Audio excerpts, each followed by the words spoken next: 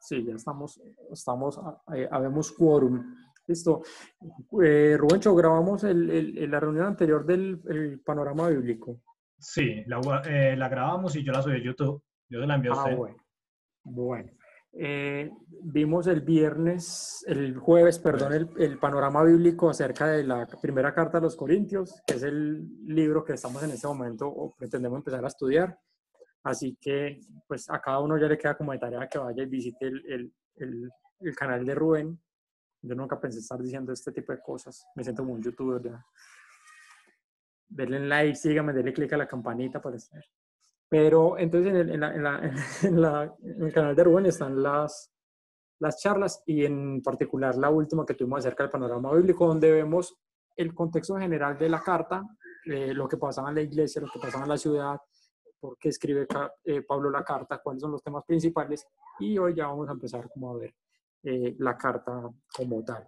Entonces nos acompaña esta noche una invitada muy especial, muy afectuosa y de la casa, Marcela González.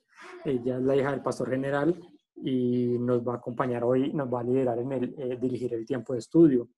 Así que, Marce, quedamos en tus manos. No sé si le echaste un vistazo al videito que te envié, como para ver ahí cómo era el asunto. Bueno, entonces estamos en tus manos, así que todo tuyo. Sí, pero me mandaron fue uno de Romanos. Ah, sí, para que vieras como el manejo que hacíamos en la dinámica en el estudio. Entonces, como un ejemplo. Está bien. Muy buenas noches para todos, Dios los bendiga. No estoy segura, me disculpo de quién es Daniel, ni Juan ni Daniela, entonces me presento, mucho gusto. Mi nombre es Ángela Marcela y gracias por la invitación. Bueno, hoy, según entiendo, nos corresponde el capítulo 1 de la primera carta a los Corintios, ¿verdad? Listo. Antes de iniciar con este capítulo, sería bueno tener en mente un poquito lo que era el contexto de la carta. Yo sé que lo vieron hace el jueves pasado con más detenimiento, pero no está de más hacer un recorderis acerca de esta carta.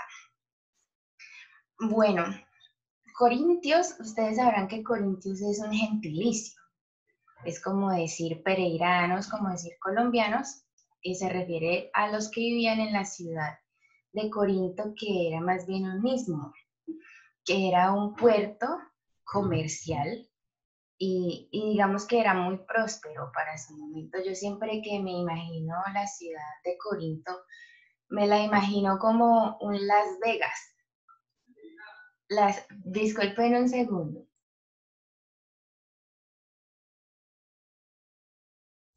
Sí, yo no he ido a Las Vegas, pero me imagino que también es así. Ay, no sé.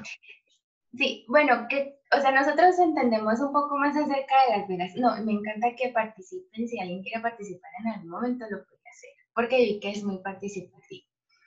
Yo nunca he estado en Las Vegas, pero por lo que he visto en televisión y en videos y en todo, es que es una ciudad donde hay mucho lujo, ¿no? Donde hay mucho lujo y hay mucho libertinaje. De hecho, la ciudad de Las Vegas se le conoce también como la ciudad del pecado y la ciudad de las luces, porque todo el tiempo están las luces prendidas ahí de los casinos y todo eso, y es la ciudad que más se ve estando desde el espacio. Entonces yo por eso me imagino un poco así a Corinto, porque allá había mucho libertinaje, según podemos ver, allá habían estatuas de Afrodita, de Diana, bueno, había como mucho libertinaje, también se practicaba mucho el homosexualismo, la parte moral estaba caída, pero tenían dinero. Era gente que pues trabajaba bien sea en la cuestión comercial o también en la prostitución. Por ejemplo, en el templo de Diana, y allá había mujeres que trabajaban en eso y era un trabajo, digamos, digno, porque parte de la religión era la prostitución. Entonces, es muy interesante que en una ciudad tan loca y tan alejada de Dios se funda una iglesia, ¿no? porque pues uno no esperaría, digamos, en lo razonable, no sé, que una iglesia se pudiera plantar en medio de una sociedad tan corrompida. Pero precisamente allá llega Pablo en uno de esos viajes misioneros, empieza a evangelizar y hay personas que reciben el evangelio y esas personas que antes eran homosexuales, que antes de pronto trabajaban como prostitutas en el templo, se convierten al Señor y ahora asisten a una iglesia, que es la iglesia de los Corintios. Dentro de las generalidades de esta carta vemos que lo que se tratan son problemas, porque la iglesia estaba llena de problemas y me parece muy interesante hacer un énfasis ahí, porque muchas veces creemos que la iglesia es un centro de gente que no pone problema para nada, que es gente perfecta, que es gente maravillosa, que es gente que no se equivoca, pero miren que no. La iglesia es un lugar de restauración y precisamente eso es lo que vemos en Corinto. Era una iglesia, pero estaban llenos de problemas. Y en los próximos capítulos ustedes van a ver que hay algunos de esos problemas eran muy graves. Pero pues en este primer capítulo vamos a iniciar con la lectura. No sé si están leyendo alguna versión en especial. Si leemos la 60 o si leemos una más actual. Les había sugerido la Reina Valera contemporánea o al menos Romanos lo terminamos en la Nueva Traducción Viviente. Yo creo que cualquiera de las dos podría ser. Bueno, tengo entonces abierta la Reina Valera contemporánea y también la traducción del lenguaje actual. Me gusta muchísimo esa versión. Bueno, la primera parte dice, tiene un título. Y bueno, recordemos que los títulos no hacen parte como tal de la inspiración bíblica, pero nos ayudan a ubicarnos. Porque si fuera un solo texto sería muy difícil decirles vamos a tal parte, ¿no? Entonces, haciendo esa aclaración, el primer título dice salud. Y dice así, yo, Pablo, llamado a ser apóstol de Jesucristo por la voluntad de Dios y del hermano Sóstenes, saludamos a la iglesia de Dios que está en Corinto, a los que han sido santificados en Cristo Jesús y llamados a ser santos, junto con todos los que en todas partes invocan el nombre del Señor Jesucristo, Señor suyo y nuestro. Que la gracia y la paz de nuestro Padre y del Señor Jesucristo sean con ustedes. Bueno, claramente aquí nos indica que el autor de esta carta, que es el que hace el saludo, es el apóstol Pablo. Pablo no tuvo la oportunidad de ser uno de los 12 discípulos que más adelante se convirtieron en los apóstoles, de caminar con el Señor durante esos 3 años. Pablo, antes de ser llamado apóstol de Jesucristo, era un perseguidor de la iglesia. Entonces, lo primero que vemos acá en el versículo 1 es que él reitera que él es llamado por el Señor, porque bueno, tenemos que entenderlo. Si hay una persona que ha sido mala con la iglesia, perseguidora, que arrastraba a la gente del pelo y de pronto se vuelve un apóstol de Jesucristo, pues eso no era fácil de aceptar para todos los cristianos. Y había algunas personas que no aceptaban el apostolado de Pablo. O sea, Pablo no está diciendo acá que él es el apóstol de Jesucristo solamente por creerse el apóstol, como pasa hoy día con algunas personas que dicen yo soy el apóstol, o ahí viene el apóstol, o se quieren poner un título para sonar más chévere. En el caso de Pablo, él lo que está tratando de hacer es hacer una defensa de su apostolado diciendo yo no me autoproclamé apóstol de Jesucristo, sino que yo fui llamado por Jesucristo por la voluntad de Dios. Versículo 1. El versículo 2 dice, saludamos a la iglesia de Dios que está en Corinto, a los que han sido santificados en Cristo Jesús y llamados a ser santos. Precisamente en el video que yo vi, explicaban acerca de la santificación inicial, ¿cierto? Cuando una persona recibe a Cristo en su corazón, ocurre algo que se llama la justificación, que es lo que nos permite acercarnos a Dios a pesar de que todavía no hemos empezado a vivir una vida santa. Sí, es una santidad inicial. Y se reconoce aquí de parte del apóstol Pablo a estas personas llenas de defectos, llenas de problemas, que más adelante se van a ver, que son santos. Porque en la misericordia de Dios, a pesar de nuestros problemas y de las rivalidades y de nuestra humanidad, delante de Dios hemos sido justificados. Finalmente el versículo 3, que la gracia y la paz de Dios nuestro Padre y del Señor Jesucristo sean con ustedes.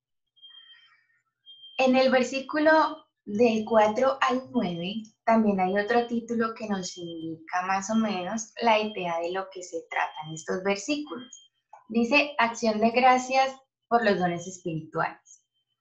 Dice, o si de pronto Rubén, por ejemplo, quisiera leer los versículos del 4 al 9 en la Reina Valera contemporánea.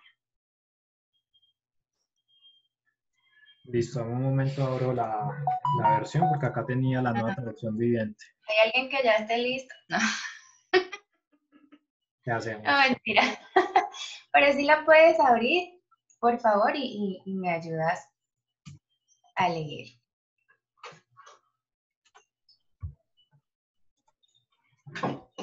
Dice así.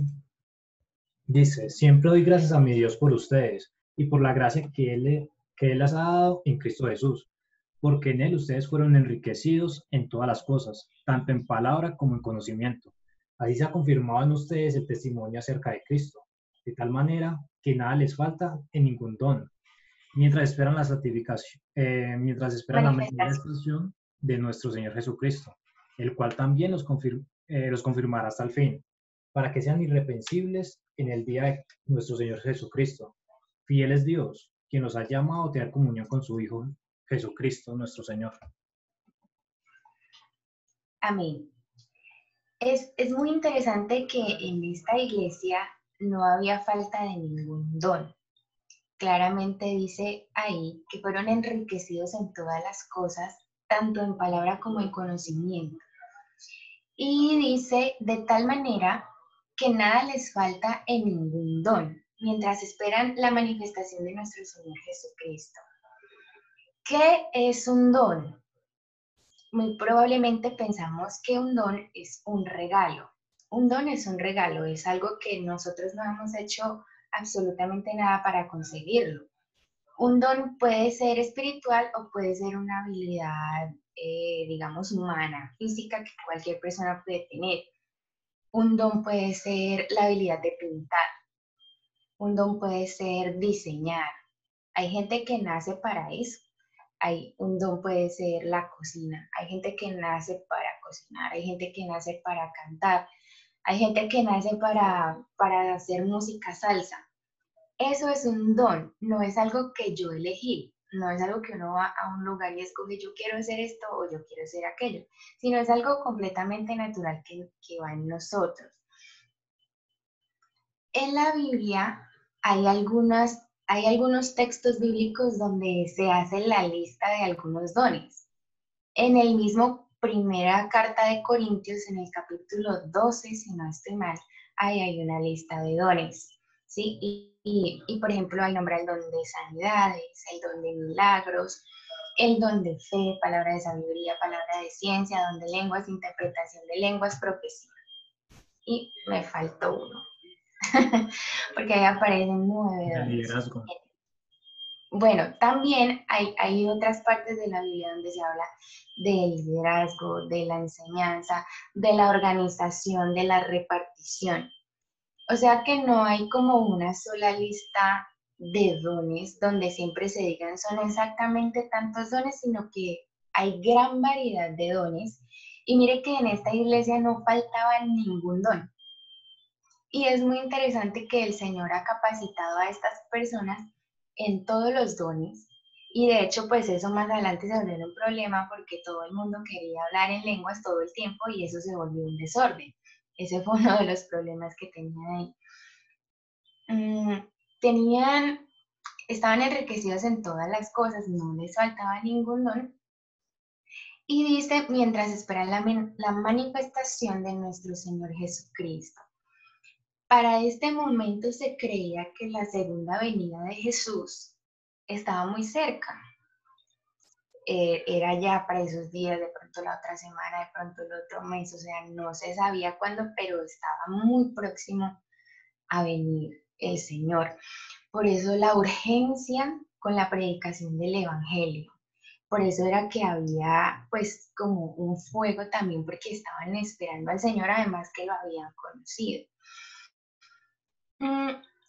Más que hacer un estudio teológico sistemático de explicar de pronto versículo por versículo, porque primero el tiempo no daría, porque hay mucha riqueza en cualquier capítulo de la Biblia. Lo que uno siempre tiene que tratar de hacer es aplicar algo para su vida. Es aplicar algo que uno luego pueda vivir. Es no solamente tener el conocimiento en la cabeza, sino poder empezar a formar un carácter en cada uno de nosotros. Me gustaría hacer un énfasis pequeño en esto de la segunda venida del Señor. Por un tiempo, bueno, yo creo que el tema de la segunda venida del Señor ha tenido como sus épocas, como sus temporadas. O sea, no todo el tiempo de la historia de la iglesia ha tenido el mismo énfasis la venida del Señor. Justo se fue Jesucristo, tenía mucho énfasis. Va a venir el Señor va a regresar. Se saludaban así, Maranata, Cristo viene pronto, ya casi llega.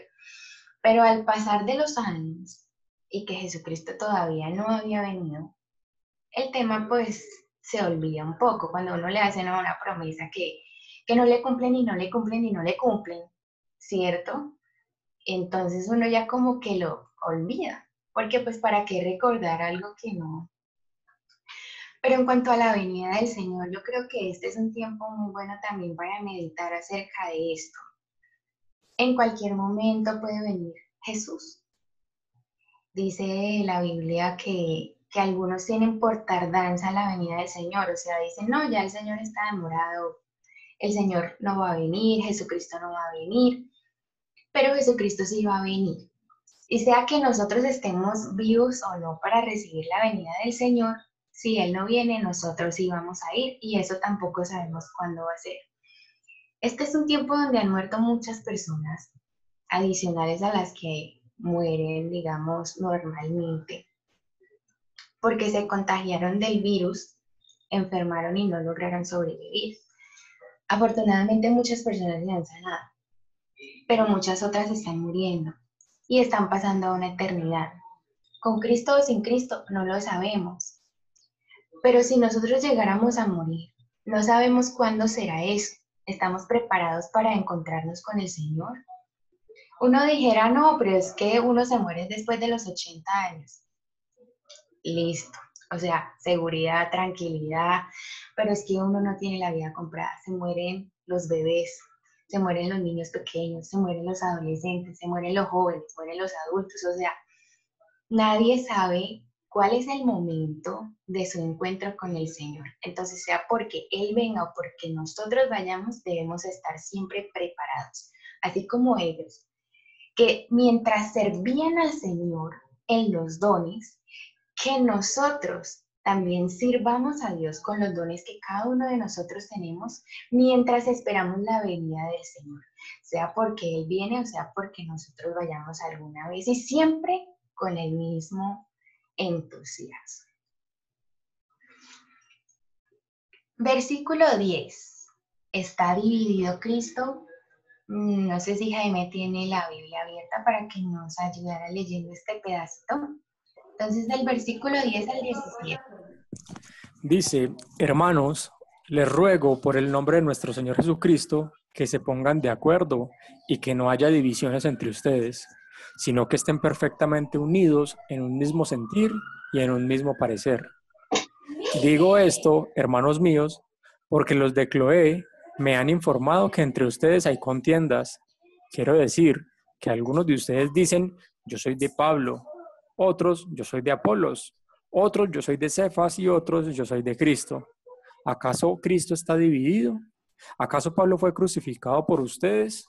¿O fueron ustedes bautizados en el nombre de Pablo? Doy gracias a Dios de que no he bautizado a ninguno de ustedes, excepto a Crispo y a Gallo, para que ninguno de ustedes diga que fueron bautizados en mi nombre.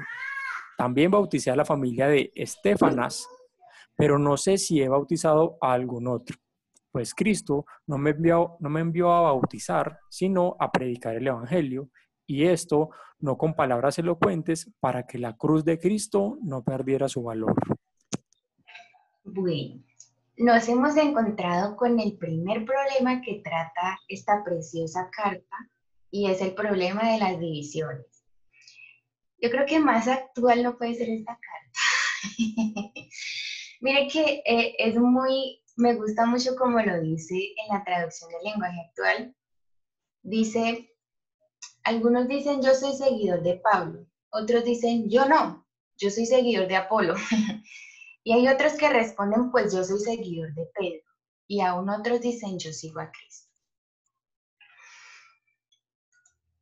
Hay algo que si hay algo difícil en esta vida es mantener buenas relaciones interpersonales.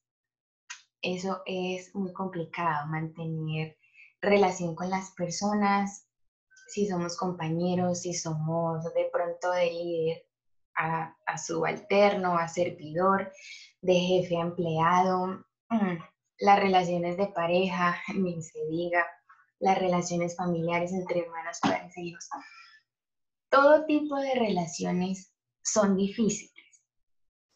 Y aquí vemos que hay un problema relacional también, porque se hicieron grupos, se hicieron divisiones, digámoslo más contemporáneo, se hicieron roscas dentro de la iglesia. ¿Será que hay roscas dentro de la iglesia? Yo creo que sí, yo creo que también hay roscas dentro de la iglesia. Yo no voy a condenar tener mejores amigos. O sea, de pronto que hayan dos personas que sean muy amigas, un grupo de 3, de 4 personas, porque uno no le puede confiar sus intimidades a 100 personas, a 200 personas, porque es que somos el cuerpo de Cristo y en la iglesia somos 1000, entonces yo me expongo delante de mí. Pues no. Sí es bueno, y por ejemplo este grupo es un grupo pequeño donde ustedes se reúnen a estudiar y está bien. ¿Cuál es el problema acá? En un comentario que leía, el Bacon decía que no hay que confundir, digamos, ese tipo de grupos con una falsa lealtad, con una falsa lealtad. Si hay algo que uno en un grupo tiene que mantener es la lealtad. Uno tiene que cuidarse las espaldas. Si yo tengo un líder, yo no voy a ir a hablar mal de mi líder con otra persona. ¿Sí? Si yo tengo una pareja, un esposo, si estoy comprometida, si estoy comprometido, si tengo novio, yo no voy a ir a hablar mal de mi pareja con otra persona. Yo no tengo que ir a hablar mal de mis padres con otras personas. Eso es ser leal. Inclusive del jefe. Yo no tengo por qué ir a hablar mal de la persona que me da mi trabajo y me paga con otras personas. Eso es lealtad, es cubrirse las espaldas. Pero no tenemos que pasarnos al extremo de ya armar muros y hacer barreras entre nosotros. Entonces nuestro grupo es completamente cerrado y aquí no entra nadie.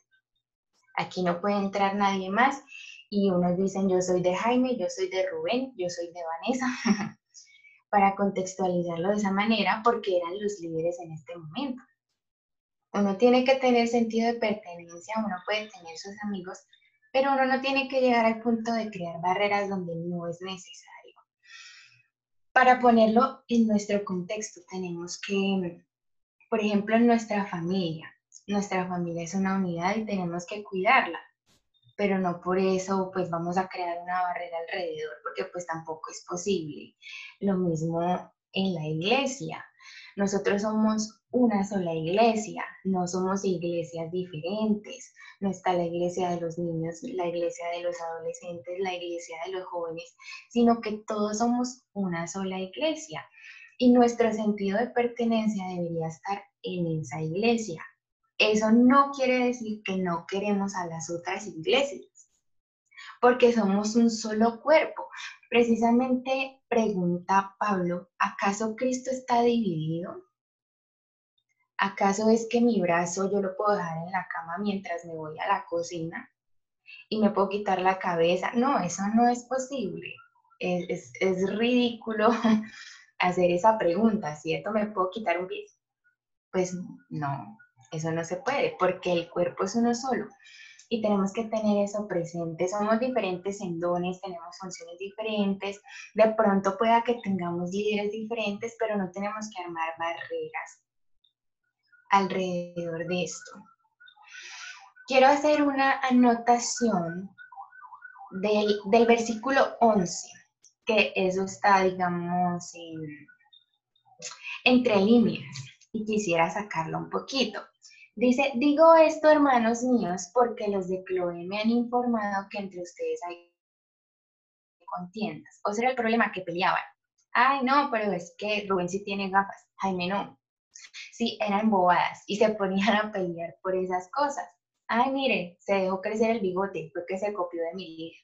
O sea, habían peleas. Y ahí es cuando está el problema, cuando empiezan a haber peleas.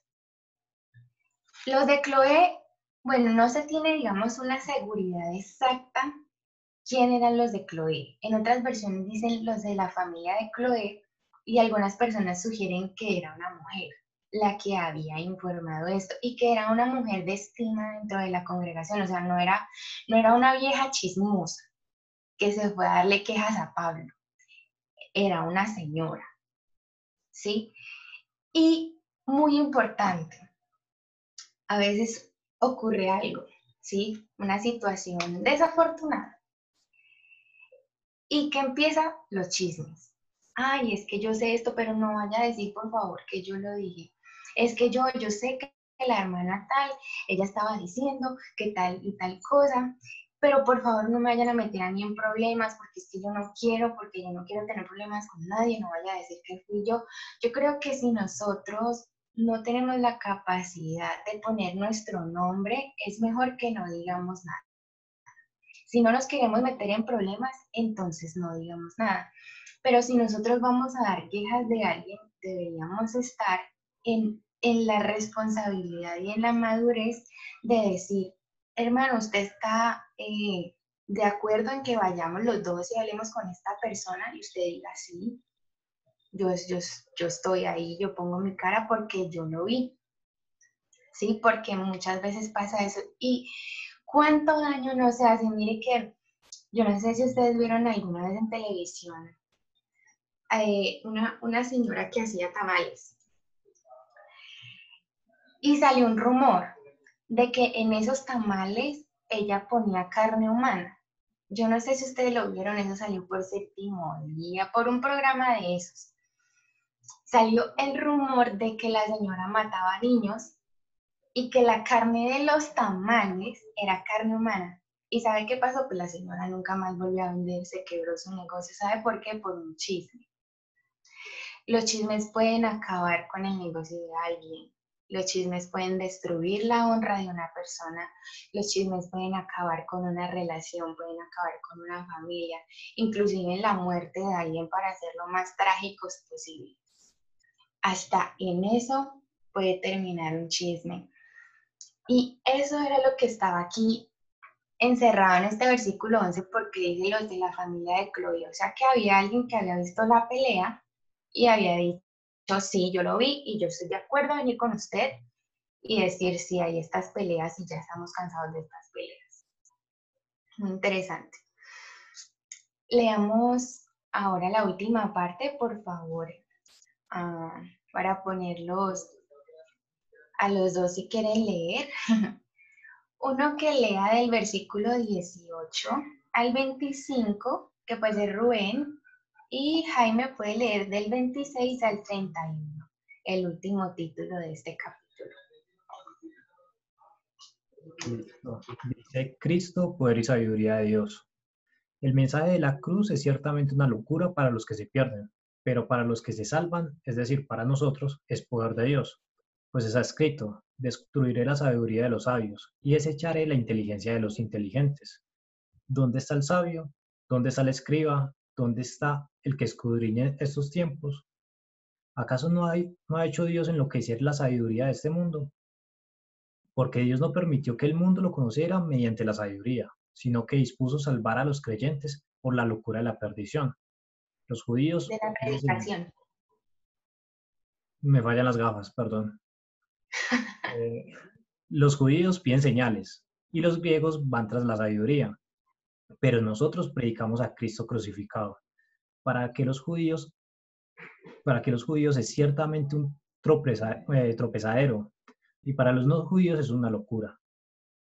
Pero para los llamados, tanto judíos como griegos, Cristo es poder de Dios y sabiduría de Dios, porque lo insensato de Dios es más sabio que los hombres, y lo débil de Dios es más fuerte que los hombres.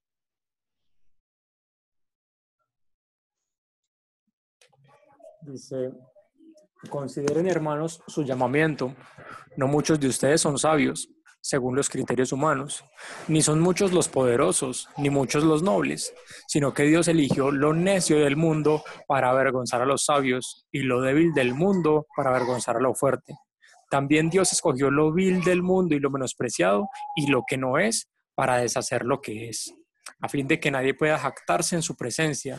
Pero gracias a Dios, ustedes ahora son de Cristo Jesús, a quien Dios ha constituido como nuestra sabiduría, nuestra justificación, nuestra santificación y nuestra redención, para que se cumpla lo que está escrito: el que se gloríe en el Señor. Gracias. Hay un hecho, una obra que es la obra superior, es la máxima obra que se ha podido hacer en el mundo, y esa obra la hizo Jesucristo, que fue venir a la tierra, hacerse hombre, hacerse siervo, luego morir en la cruz para llevar sobre él el castigo de nuestro pecado, porque lo único que merecíamos era la muerte, pero vino alguien a tomar nuestro lugar, que fue Jesucristo. Él vino a morir para que nosotros no muriéramos, no tuviéramos que morir. Y luego, pues Él muere y Él resucita. Y eso es lo que se empieza a predicar.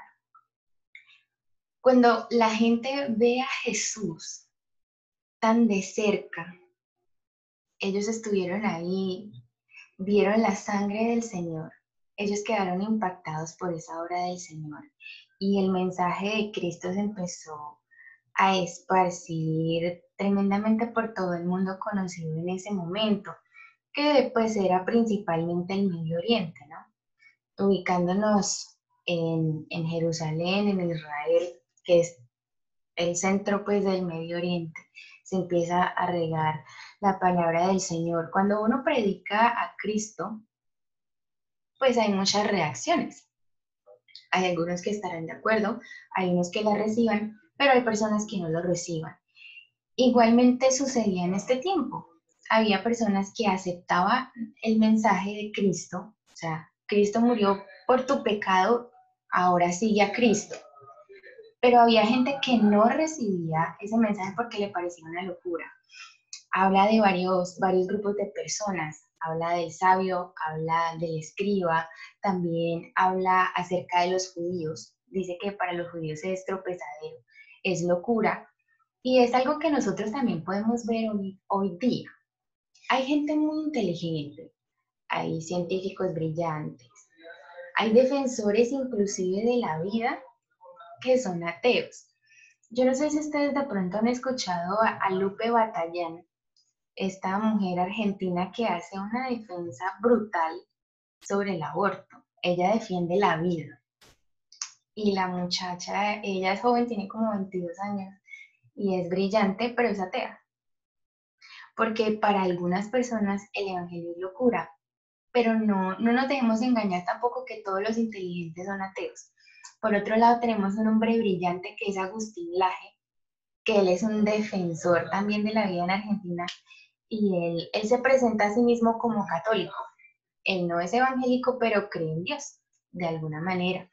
Pues tenemos muchas otras personas brillantes y no es el tema defender eso en este momento, sino decir, en este tiempo hay algunos que consideran que es locura, en nuestro tiempo también. Pero entonces, ¿qué pasó? Y aquí se hace un énfasis acerca de lo que eran estos hermanos. Dice, no muchos de ustedes son sabios a los criterios humanos, o sea, eran gente humilde también. Dicen, de pronto ustedes no eran los más entendidos, de pronto ustedes, pues de lo vil y menospreciado, y ahí puso Dios sus ojos de misericordia, ¿sí? No podemos pretender conocer a Dios a través del método científico. ¿Dónde está Dios? Y yo lo meto debajo de un microscopio.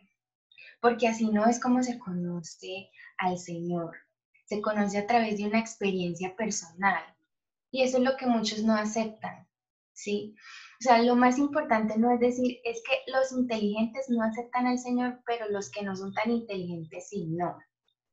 No depende del grado de inteligencia, ni del grado de riqueza, ni del grado de estudios, ni de la posición social, sino de la actitud del corazón. Y el corazón es el que tiene que ser humilde delante de Dios para reconocerlo. Yo creo que el mensaje central que podemos obtener de esta porción del capítulo es no seamos orgullosos. No tenemos nada de qué envanecernos. No podemos hacer nada que nos salve porque la única obra que era posible, que hacía la salvación posible fue la muerte de Cristo en la cruz. O sea, la obra ya se hizo, por eso no es por obra, porque ya hay una obra. No hay ninguna obra que supere esa obra. Se puede donar 1.000 millones, pero eso no va a superar la obra de Cristo en la cruz. Si hubiera una obra que superara esa que ella hizo, bueno, entonces la salvación no era por gracia. Pero la salvación es por gracia. Y lo que debemos aprender es a aceptar que la salvación depende de nuestro Señor Jesucristo y no de cada uno de nosotros, para que se cumpla lo que está escrito, dice el último versículo, el que se gloríe en el Señor. En la traducción del lenguaje actual, el último versículo dice, por lo tanto, como dice la Biblia, si alguien quiere sentirse orgulloso de algo, que se sienta orgulloso de Jesucristo, el Señor. Él debe ser nuestra mayor gloria. Y eso debemos reflejarlo todos los días, dándole la gloria a Él por todo lo que nos ha permitido lograr y alcanzar. Bueno, no sé si alguien quisiera dar un aporte o que dijera qué fue lo que más le llamó la atención de este capítulo, que trataban varios temas. Está el micrófono abierto.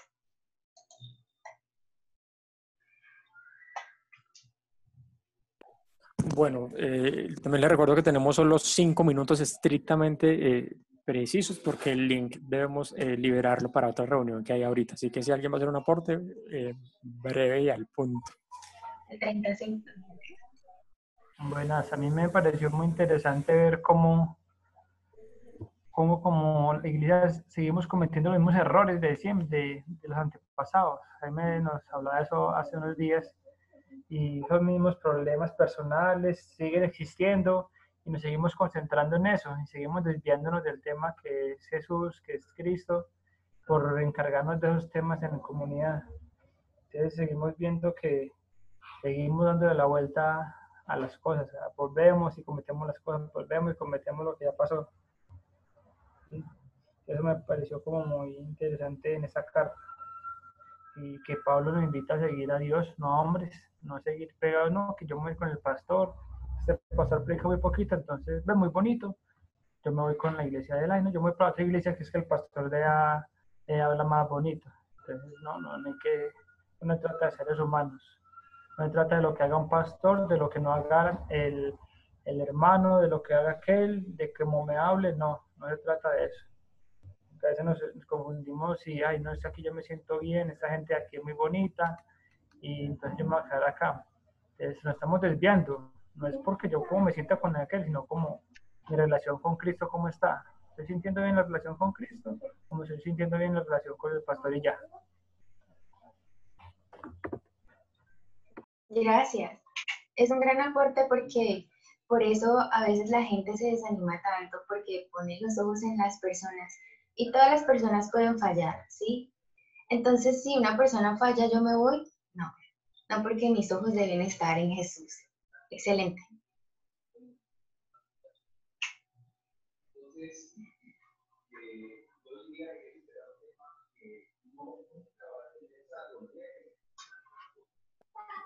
Bueno, muchachos, yo creo que toca concluir así.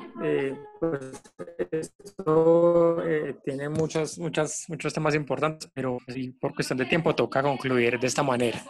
Les damos gracias a todos los que nos acompañaron en el estudio de Amarse por su tiempo, por lo que nos aportó. Y nos veremos mañana. Si alguien tiene dudas respecto a la de hoy, podemos resolverlas mañana y ampliar un poquito el debate. ¿Listo? Oremos y terminamos así para